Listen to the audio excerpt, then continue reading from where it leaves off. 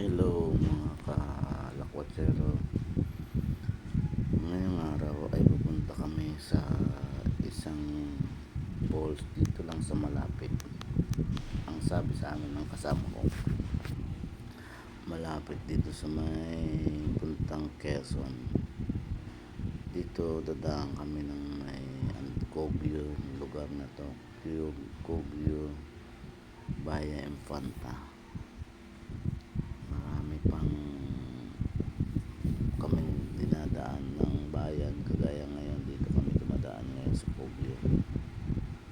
Medyo parang traffic pero mabilis naman ang takbo kasi papasyal kami, titingnan namin yung falls na maganda raw ang sabi sa amin. Kaya tara, samahan niyo ako, maglakbay muna tayo papunta ng Infanta. Dito na kami ngayon sa may Kogyo ng bayan. Maganda yung kalsada, malawak at wala nga siyang traffic. Sa aming paglalakbay yan, medyo maraming sasakyan, kaya hindi kami, kaya dahan-dahan lang ang aming mga patakbo. May mga lugar na kagaya nito na malawak ang kalsada, kaya medyo mabilis-bilis ang takbo namin. Ang ganda ng mga punong akasya na madadaanan mo, buhay na buhay, at wala pa siyang ulan. Yung mga bundok na dadaanan mo rin ay yung makikitang nagagandahan.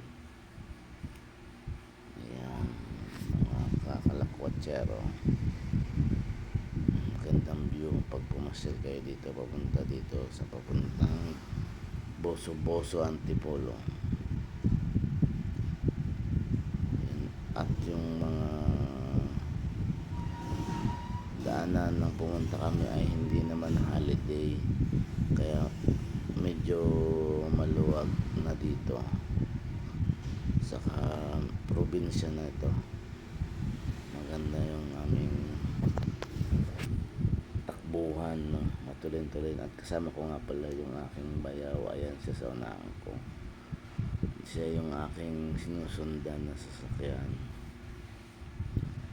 Kaya dire-diretso lang kami pagdating namin dito at paglampas ng Boso Tanay Rizal. Ayan, nakikita ko mga ulap ay para bang uulan na doon sa banda unahan namin, kaya medyo ewan lang kung nakarating kami ng maayos at walang ulan. Ayan din ang mga magagandang puno, subalit ang ulanin ay parating na, mga kalakwatsero. Hindi namin alam kung kailan babagsak tong ulan na to. Medyo nangingitim na, kaya tuloy-tuloy lang kami ng biyahe patungo dun sa falls na sinasabi sa Infanta, Quezon.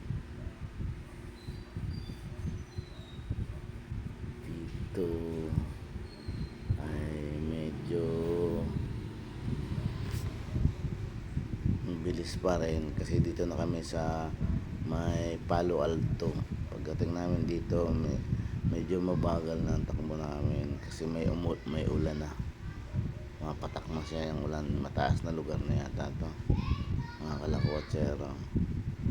Mayroon pang mga sasakyan kami na hindi namin malampasan. Ayan, kaya dahan-dahan lang at madulas ang kalsada. Isang magandang talon na aming pupuntahan dito. Mayroon daw dito na kakaiba, at ito na nga, bumagsak na ang ulan pagdating sa may bundok sa taas. Yan, hindi na matakbo ng mabilis at madulas na. Dami pang sasakyan. Lakas siya, bumagsak na pagdating dito sa bundok. Dito naman ay huminto ng kaunti yung ulan, kaya tuloy-tuloy pa rin kami papunta sa daanang ito. Grabe ang aming pupuntahan, parang medyo malayo. Tumatakbo na yata kami ng mga 2 oras ng takbo namin. Pagdating dito sa may Marilaki Road daw ba to? Marilaki ay medyo nawala ang ulan, kaya tuloy-tuloy lang pa rin kami sa aming takbo hanggang sa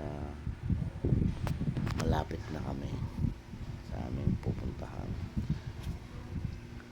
At ng pangatlong bundok ata to, medyo maulan na naman, malakas na naman ang ulan. Kaya yun, ito dito hala ko malapit na, kasi may mga overlooking na kami dinadaanan na maganda sa paningin. Pwede nyong dadaanan, hindi ka mainip mga kalakwatsero, dahil halos sulo mo yung kalsada, ang takbo mo ayos, maganda, makaka-speed ka ng maganda rin, kaya medyo maayos. Dito naman kami na sa sinasabi ay malapit-lapit na, pero ang problema namin ay itong ulan na to na hindi nahinto.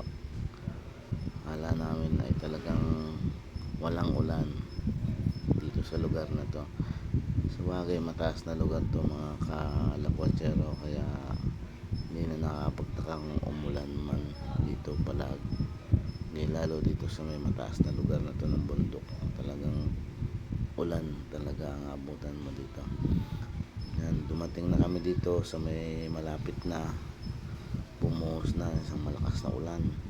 May kasama pa siyang mga fog, yung ulap, dahil mataas na lugar na yata to. Ayan ang aming dito, halos ilaw na lang nakikita ko sa kasama ko. Talagang maulan na mga kalakwatsero, pero ang ganda ng mga ng madadaanan mo. Ulap yung kulay puti na yan, hindi na kami halos makatakbo na mabilis. Ang takbo lang namin ay 40 hanggang 60 lang. Madulas na paliko-liko pandaan. Ito na mga kalakwatsero, huminto muna ako saglit at kinunan ko yung ulap na bumababa. Kaya tingnan nyo mga kalakwatsero, ganda. Dito sa pababa na to, makikita mo na talagang malapit na ang sabi, na talagang may mga pagngalang at talagang hindi huminto ang ulan. Dito sa unang tulay na ito ay may ganito na nadaanan na kami, nagtitinda ng pako ng mga kabataan. Unang tulay na aming dinaanan ay dito.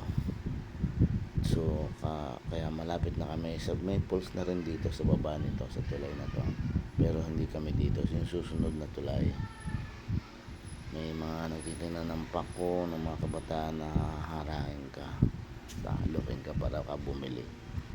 Pero tuloy pa rin kami sa isa pang bundok. At dito nakita ko na yung mga ulap na makapal, dahil sa ulan ay bumabagsak siya sa kalsada na dadaanan mo na may mga kabundukan. Yan, mga kalakwatsero, tuloy-tuloy pa rin kami. Siguro tumakbo na kami mga kalakwatsero ng mga 3 oras.